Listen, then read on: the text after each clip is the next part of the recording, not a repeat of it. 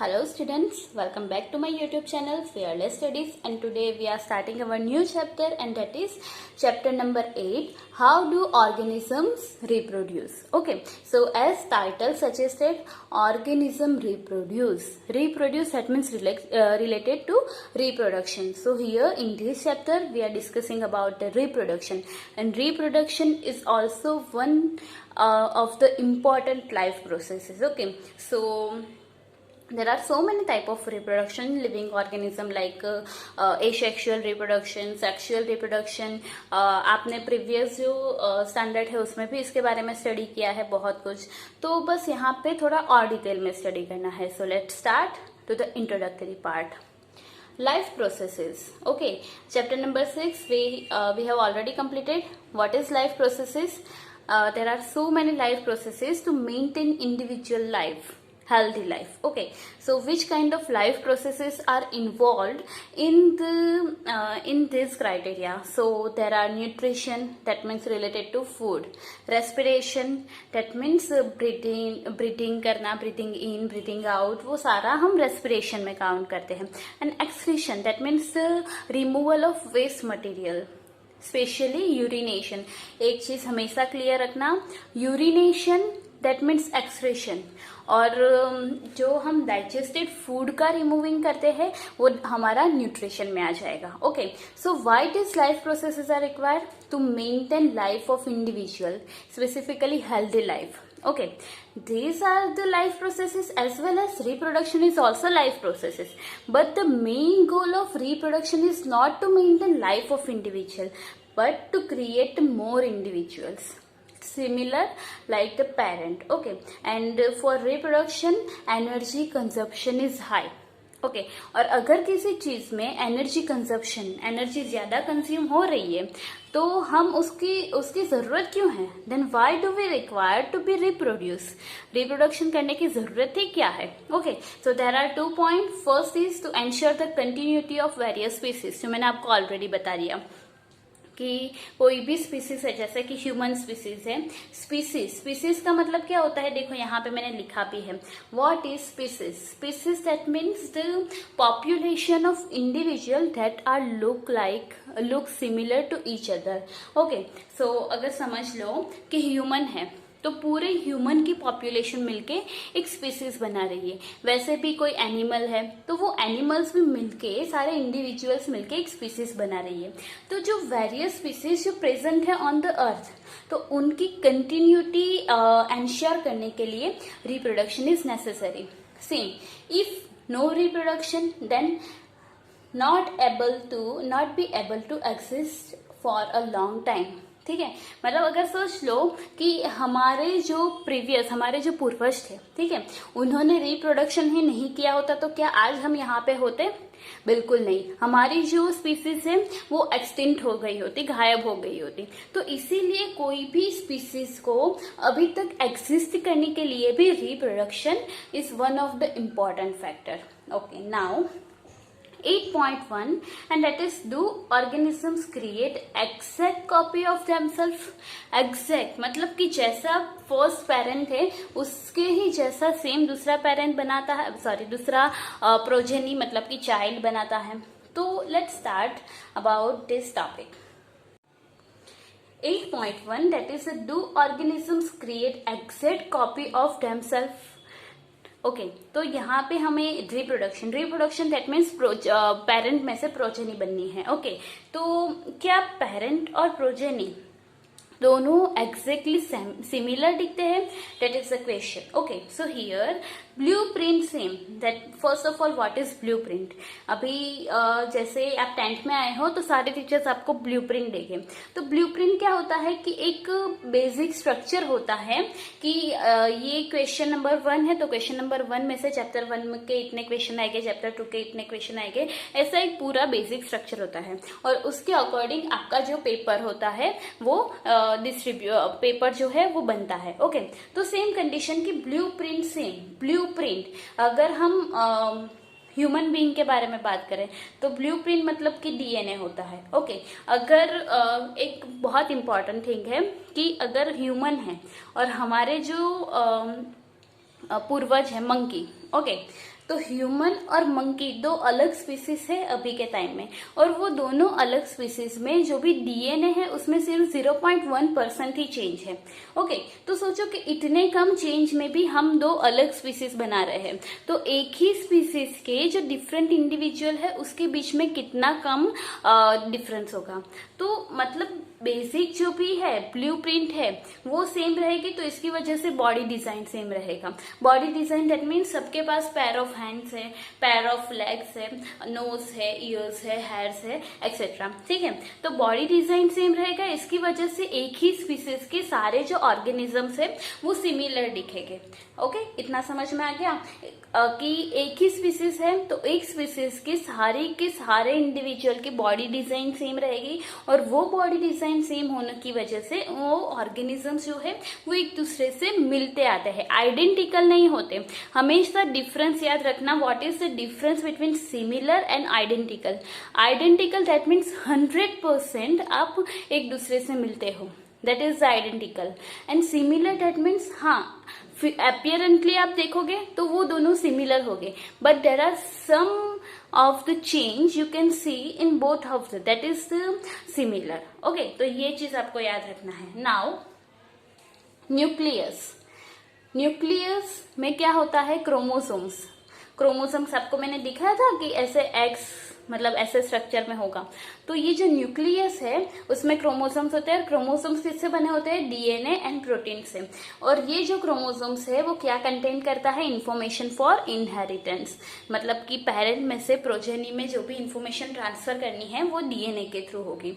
अभी डीएनए जो है वो केमिकल प्रोसेस से प्रोटीन बनाएगा, और अगर सोचो कि डीएनए जो है उसमें चेंज आएगा तो उसकी वजह से प्रोटीन है उसमें भी चेंज आएगा, और ये जो प्रोटीन है वो पूरी बॉडी बनाने में हेल्प करती है। तो अगर प्रोटीन में चेंज आएगा तो जो बॉडी डिजाइन है वो भी अल्टर होगी। तो इसीलिए मैंने बोला कि यहाँ पे जो ब्लूप्रिंट है बेसिक दैट मीन्स के डीएनए, ठीक है, और अगर डीएनए में चेंज आएगा तो बॉडी डिजाइन में चेंज आएगा, और बॉडी डिजाइन में चेंज आएगा तो ऑर्गेनिज्म स्लाइटली डिफरेंट दिखेगा। ओके, इतना समझ में आ गया। नाउ नेक्स्ट, ये समझने के लिए एक और एग्जांपल आपको देती हूँ कि आपके पास जो पर्ल मोती होते हैं ना, मोती, तो मोतियों की माला है आपके पास, ठीक है, उसमें समझ लो कि सारे वाइट बीड्स मतलब जो पर्ल्स है वो आ गए हैं।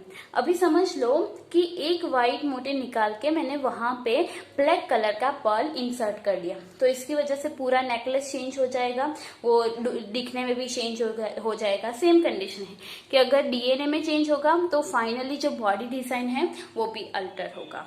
Okay, next, so the basic event of reproduction is to create the DNA copy. Okay, अगर मदर है फादर है उसमें से डीएनए को नेक्स्ट जनरेशन में ट्रांसफर करना है तो उसका जो डीएनए है वो कॉपी क्रिएट करना जरूरी है। ओके, जैसे कि देखो यहाँ पे मैंने बताया है कि ये एक इंडिविजुअल है, वो इंडिविजुअल में से क्या होगा कि एक कॉपी ओरिजिनल रहेगी और दूसरी कॉपी न्यूली सिंथेसाइज्ड होगी, और सेम यहाँ पे भी होगा, एक ओरिजिनल रहेगी और एक न्यूली सिंथेसाइज्ड होगा। और उसके साथ साथ जो सेल्युलर एपरेटस है, सेल्युलर एपरेटस दैट मीन्स कि जो एंडोप्लाज्मिक रेटिकुलम है, गोल्जी बॉडीज है, माइटोकॉन्ड्रिया है, एक्सेट्रा, तो ये सारे मिलके एक इंडिविजुअल फॉर्म करेंगे। ओके, नाउ ये बोथ सेल, ये जो दोनों सेल बने हैं, they are look similar but is it identical to each other. दोनों सिमिलर अपीयरेंटली हमें सिमिलर दिख रहे हैं, बट क्या वो आइडेंटिकल है, that is the question mark. 100% एक दूसरे से मिलते हैं, वो एक क्वेश्चन मार्क है। सो वो किसके ऊपर डिपेंड है, depends on how accurate the कॉपिंग reactions occur, कितनी एक्यूरेट हो रही है। अभी ये एक डीएनए है, उसमें से 2 डीएनए बने और फिर कॉपी हुआ, ठीक है, तो वो कॉपी वाली रिएक्शन है वो कितनी एक्यूरेट है। अगर 100% एक्यूरेट है तो आइडेंटिकल प्रोजेनी मिलेगी, बट ऐसा जरूरी नहीं, ऐसा बहुत रेयर केस में होता है कि 100% एक्यूरेट रिजल्ट मिले। ओके, तो there are always some variations. मैंने बताया कि बहुत रेयर है कि आपको आइडेंटिकल रिजल्ट मिले, क्योंकि वहां पे कुछ ना कुछ वेरिएशंस होता ही है। Now so that we can say cells are similar but not identical. Now variations are of two type. कोई भी डीएनए है उसमें वेरिएशन होगा, तो वो वेरिएशंस दो तरह के होता है। एक जो होता है वो ड्रास्टिक वेरिएशंस होता है, दूसरा होता है वो नॉन ड्रास्टिक वेरिएशंस होता है। ओके, तो ड्रास्टिक वेरिएशन से क्या होगा कि उसका जो डीएनए है और जो सेल्यूलर एपरेटर्स है वो एक दूसरे के साथ अच्छे से कॉम्प्लीमेंट ही नहीं कर पाएंगे, और इसकी वजह से जो भी इंडिविजुअल है वो डाई हो जाएगा। जैसे कि समझ लो, आप देख सकते हो कि जो भी बेबी है उसको जेनेटिक डिसऑर्डर हुआ होगा, तो उसकी जो लाइफ स्पान है वो बहुत कम होगी। क्यों? क्योंकि उसका जो डीएनए है वो सेल एपरेटर्स के साथ इजीली रिएक्शन ही नहीं कर पा रहा है, और उसकी वजह से उसका जो हेल्दी लाइफ है वो मेंटेन नहीं हो पा रहा है, और इसकी वजह से वो डाई हो जाएगा। बट अगर इतना ड्रास्टिक चेंज नहीं है, ड्रास्टिक दैट मीन्स बहुत ज्यादा चेंज नहीं है, ठीक है, तो वो जो चेंज है वो थोड़े अमाउंट में पॉपुलेशन में रह सकता है, और वो इवोल्यूशन कब होगा? इवोल्यूशन तब होता है जब छोटा सा चेंज भी पॉपुलेशन में रहता है, और फिर वो छोटा चेंज सारे इंडिविजुअल में प्रेजेंट हो जाएगा, तब इवोल्यूशन होगा, न्यू स्पीसीज का जनरेशन होगा। ओके, तो variations are of two type. Drastic होगा तो वो डाई हो जाएगा, नॉन ड्रास्टिक होगा तो वो इवोल्यूशन में हेल्प करेगा। इतने तक क्लियर हो गया? If you have any type of query, any type of question, please ask to me. Okay, now point 8.1.1 the important of variations. ओके, हमने वेरिएशन देखा, तो what is the important of that variation? So ecosystem, what is ecosystem? सबसे important है ecosystem, आपको उसकी definition याद रखनी है। Ecosystem that means individual with it surrounding environment. जब भी इंडिविजुअल को सराउंडिंग एनवायरमेंट के साथ हम रिएक्शन, मतलब जो भी रिएक्शन होगा उसको कैलकुलेट करेंगे तो हम उसको इकोसिस्टम बोलेंगे। और इकोसिस्टम में सारे जितने भी स्पीसीज है उसकी निच होती है, उसको निश बोलते हैं। ओके, तो ये जो निश है वो क्या है? एक्चुअली वेल डिफाइंड प्लेस है, एक वेल डिफाइंड एरिया है जिसमें ऑर्गेनिज्म, जो इंडिविजुअल ऑर्गेनिजम्स हैं वो वहां पे प्रेजेंट होते हैं। जैसे कि समझ लो फिश, तो फिश जो होती है वो सर्टेन एरिया, वाटर में कोई सर्टेन एरिया में ही रहती है, हर जगह पे वो फिश नहीं पाई जाती। वैसे ही अगर कोई भी एनिमल्स की बात करें तो वो एनिमल्स भी स्पेसिफिकली कोई एक प्लेस या एक एरिया में ही आपको पाया जाता है। तो वो पर्टिकुलर ऑर्गेनिज्म के लिए वो जो पर्टिकुलर एरिया है उसको हम बोलेंगे निश। ओके, और ये जो निश है वो रिप्रोडक्शन में हेल्प करता है कि जो भी पर्टिकुलर ऑर्गेनिज्म जो पर्टिकुलर निश है उसमें इजीली रिप्रोड्यूस कर सकता है। कंसिस्टेंसी ऑफ डीएनए कॉपी क्यों जरूरी है? To maintain body design feature, जो हमने आगे बोला कि अगर ब्लूप्रिंट मेंटेन रहेगा तो ब्लूप्रिंट की वजह से बॉडी डिजाइन सेम रहेगी और ऑर्गेनिज्म जो है वो एक दूसरे से सिमिलर रहेगी, ठीक है ना। तो सेम है कि अगर डीएनए की कॉपी जो है उसकी कंसिस्टेंसी नॉर्मल रहेगी तो इसकी वजह से बॉडी डिजाइन जो है उसको हम मेंटेन कर पाएंगे। ओके, एंड उसकी वजह से अलो ऑर्गेनिजम्स टू यूज पर्टिकुलर निश, क्योंकि कोई ज्यादा डिफरेंस ही नहीं आ रहा है तो वो इजीली अपना जो पर्टिकुलर निश है उसमें ऑर्गेनिज्म इजीली सरवाइव भी कर सकता है एंड रिप्रोड्यूस भी कर सकता है। So the reproduction is the stability of population. Population को stable करने के लिए भी reproduction is the important factor. Now, if niche can be changed, अगर निश जो पर्टिकुलर एरिया है जिसमें वो पर्टिकुलर ऑर्गेनिज्म सर्वाइव कर रहा है, रिप्रोडक्शन कर रहा है, अगर उसमें चेंज आता है तो वो चेंज कैसे होगा? जैसे टेम्परेचर, मे बी वो पर्टिकुलर एरिया का टेम्परेचर हाई या लो हो सकता है, या फिर वाटर लेवल जो है वो भी डिफरेंट हो सकता है, या मेटेराइट्स हीट। ओके, तो इसकी वजह से भी जो निश है वो चेंज हो सकता है। और अगर चलो वो निश है उसमें बहुत थोड़ा ही चेंज हुआ है तो it is okay to survive that particular organism. But if niche change drastically, बहुत ज्यादा चेंज होगा तो उसकी वजह से क्या है कि इकोसिस्टम का मैंने क्या मतलब बताया कि जो पर्टिकुलर इंडिविजुअल है उसके सराउंडिंग के साथ कैसे रहना है, और अगर उसका जो सराउंडिंग है उसमें ही चेंज आ जाएगा तो क्या वो पर्टिकुलर ऑर्गेनिज्म रह पाएगा? अगर आप एक इंडिविजुअल हो, ठीक है, आपको यहाँ पे टेम्परेट रीजन से, मतलब कि इंडिया से उठा के आपको अटलांटिक में ट्रांसफर कर दिया जाए, ठीक है, ना आपको स्वेटर दिया जाएगा या ना कुछ भी, और आपको वहां पे रहना है, तो क्या आप सरवाइव कर पाएंगे? बिल्कुल नहीं। या फिर वहां से अटलांटिक में से जो पोलर बियर है उसको उठा के आप इंडिया में लेके आ जाओगे, तो क्या पोलर बियर यहाँ के एनवायरमेंट में सरवाइव कर पाएगा? बिल्कुल नहीं। तो सेम कंडीशन है कि अगर निश ड्रास्टिकली चेंज होगा तो जो पॉपुलेशन है वो इजिली वाइप्ड ऑफ हो जाएगी, मतलब कि वो कम हो जाएगी।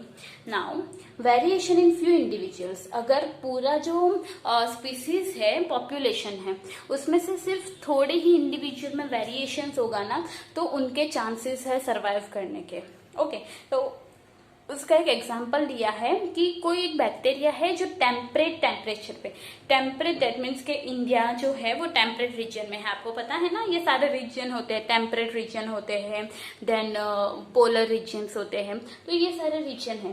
तो temperate temperature that means around 25 to 30 या 37, ओके, तो वो टेम्परेचर पे ग्रो हो रहे हैं, but because of global warming the temperature of water will be increase. Bacteria जो है वो तो लोअर टेम्परेचर मतलब टेम्परेट टेम्परेचर पे ग्रो होने के लिए कैपेबल है, बट अगर टेम्परेचर बढ़ गया दैट मीन्स कि निश जो है वो ड्रास्टिकली चेंज हो गया, तो उसकी वजह से क्या होगा, जो बैक्टीरिया ये कंडीशन में सरवाइव नहीं कर पाएगा वो डाई हो जाएंगे। बट सम बैक्टीरिया जिसमें म्यूटेशन की वजह से हीट रेजिस्टेंट हुआ, हीट रेजिस्टेंट दैट मीन्स कि कितनी भी हीट बढ़ा लो वो बैक्टीरिया को कुछ फर्क नहीं पड़ने वाला, तो जो हीट रेजिस्टेंट बैक्टीरिया है वो ये कंडीशन में सरवाइव कर लेंगे। बट अदर बैक्टीरिया जिसमें कोई म्यूटेशन नहीं हुआ है, कोई वेरिएशन नहीं आया है, तो वो ये कंडीशन में सरवाइव नहीं कर पाएगी। तो ये एग्जाम्पल का मतलब क्या है कि हाँ, अगर आप पर्टिकुलर इंडिविजुअल, पूरे जो पॉपुलेशन है उसमें बहुत थोड़े इंडिविजुअल्स में थोड़ा सा चेंज है तो वो ओके है, क्योंकि वो जो एक्सट्रीम कंडीशन है उसमें सरवाइव करने के लिए कैपेबल हो सकता है। तो समटाइम्स वेरिएशंस जो है वो इम्पोर्टेंट रोल प्ले कर देता है, और समटाइम्स वो वेरिएशंस है वो ड्रास्टिक इफेक्ट भी शो करता है। ओके, तो इतना इंट्रोडक्टरी पार्ट है वो आज कंप्लीट करते हैं। जो नेक्स्ट लेक्चर है उसमें हम डिफरेंट टाइप्स ऑफ रिप्रोडक्शन, जिसमें एसेक्सुअल रिप्रोडक्शन है, सेक्सुअल रिप्रोडक्शन है, प्लांट में कैसा रिप्रोडक्शन होता है, तो उसके बारे में स्टडी करेंगे। ओके, तो यहाँ पे कुछ भी क्वेरी हो then you can ask me, and तब तक के लिए सी यू, टेक केयर।